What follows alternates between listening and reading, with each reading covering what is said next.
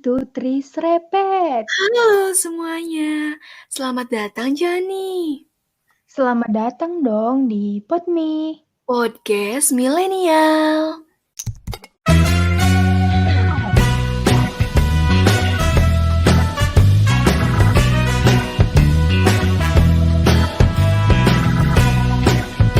Sama aku, Halidina Nadia Ayu, dan partner sambat aku, Haila Fitri Amalia. FYI, kita ini sebenarnya kembar loh, cuma beda ibu sama bapak aja.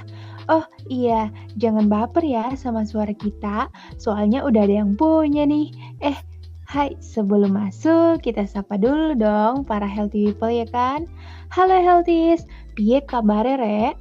Apakah masih produktif atau udah jadi pasif nih? Daripada ngabisin kuota nggak jelas, mending mampir di podcast kita. Pastinya Din, apalagi buat kalian yang males baca berita, mending dengerin podcast kita aja.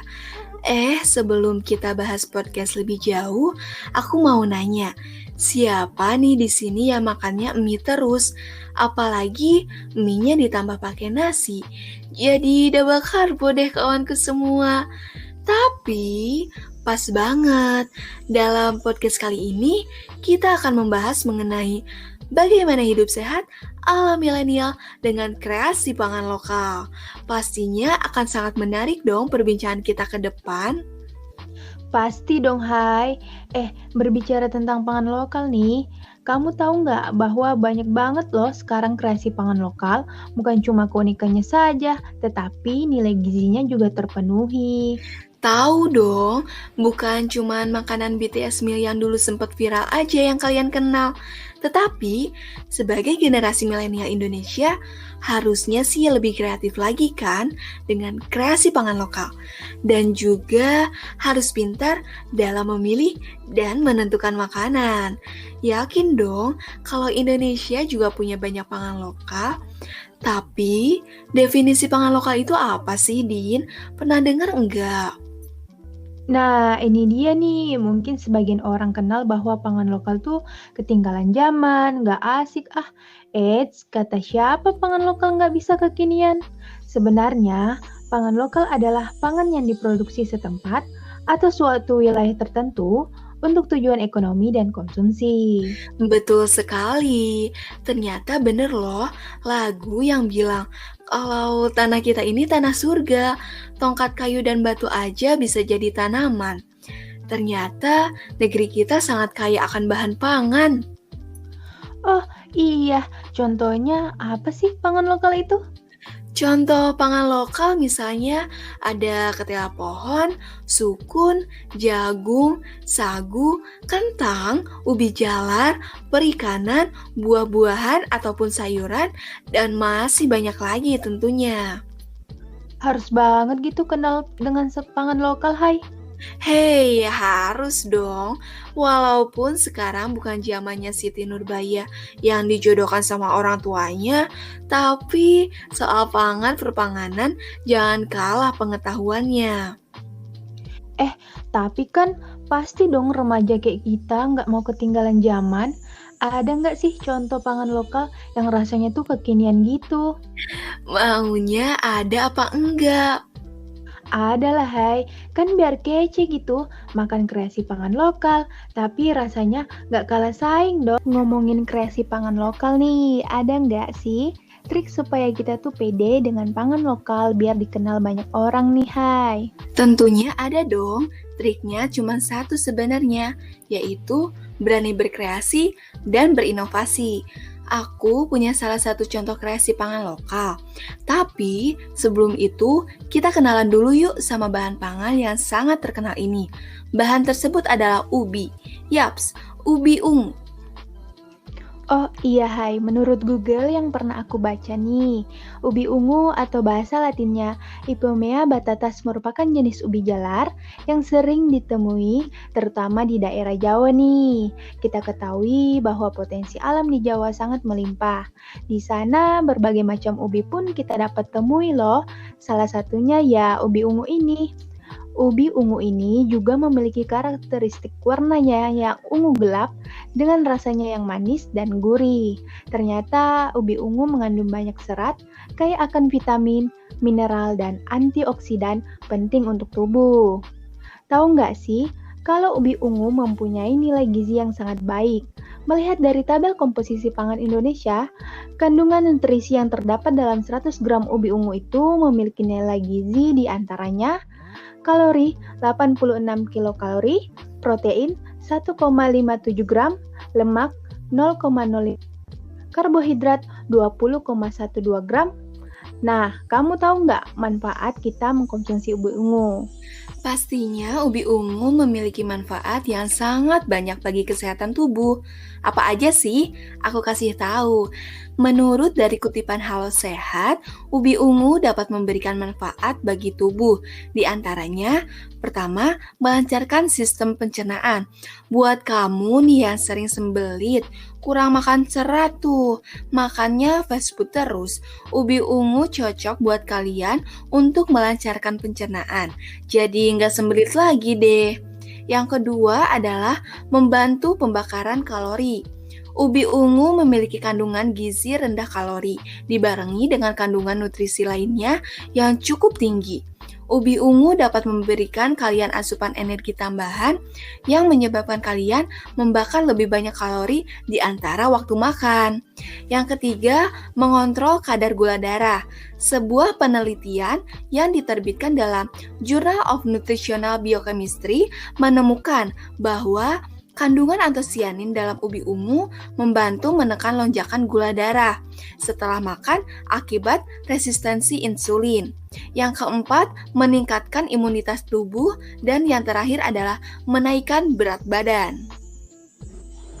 Nah, kan tadi udah nih kandungan gizi plus manfaat dari ubi ungunya.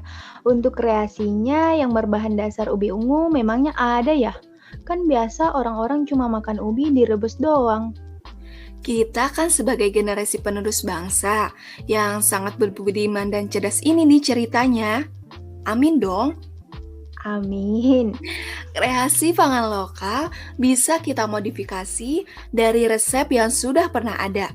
Lalu kita kembangkan kembali menjadi produk baru dengan kualitas yang gak kalah saing. Kita kan lagi ngomongin masalah pangan lokal nih, Hai. Ada nggak rekomendasi kreasi pangan lokal yang cocok buat para healthies nih yang pengen ngemil tapi tetap sehat dong pastinya?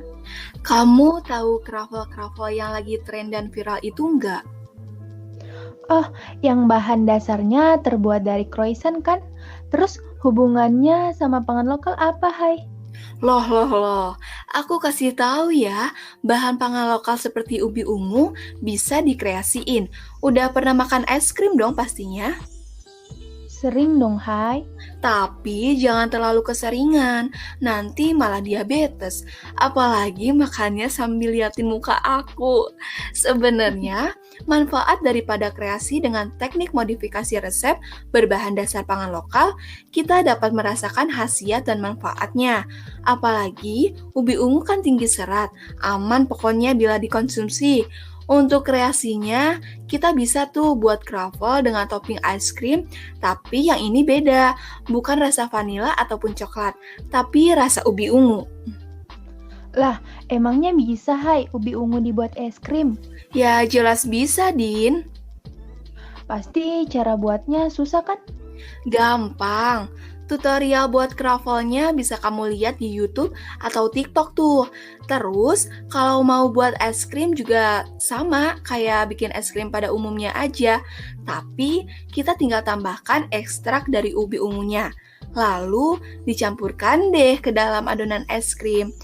Kroffel dengan topping es ubi ungu tuh rasanya lebih enak daripada hubungan kamu yang kandas sama dia. Ya elah, bisa aja lu Rope. Makasih ya Hai, penjelasannya sangat rekomendasi nih buat Pak yang suka ngemil tapi tetap aman dong bagi kesehatan. Nah, gimana? Kalian tertarik untuk mencobanya? Yuk daripada gabut gak jelas, mending buat kreasi pangan lokal, kroffel dengan topping es krim ubi ungu, dijamin deh maknyus markotop. Siapa tahu calon mertua jadi makin suka kan? Iya, jangan lupa cobain ya. Gak kerasa udah di ujung podcast nih kawan. Seru banget ya obrolan kita kali ini. Apalagi disabi dengan cemilan sehat berbahan dasar pangan lokal. Pasti chill banget gak tuh? Semoga podcast ini bermanfaat buat kalian ya. Tentunya sangat bermanfaat buat kita berdua. Kalau menang kan lumayan dapat 1 jeti. Canda 1 jeti. Tapi kalau menang juga nggak apa-apa sebenarnya. Kita ikhlas banget sih. Lu bisa aja. Oke, sekali lagi terima kasih yang udah dengar podcast ini. Semoga bermanfaat ya ilmu dan informasinya. Jangan bosan-bosan sama kita berdua di Potmi, Podcast Milenial. Tetap jaga prokes ya guys. Sekarang sih bukan 3M lagi ya hai.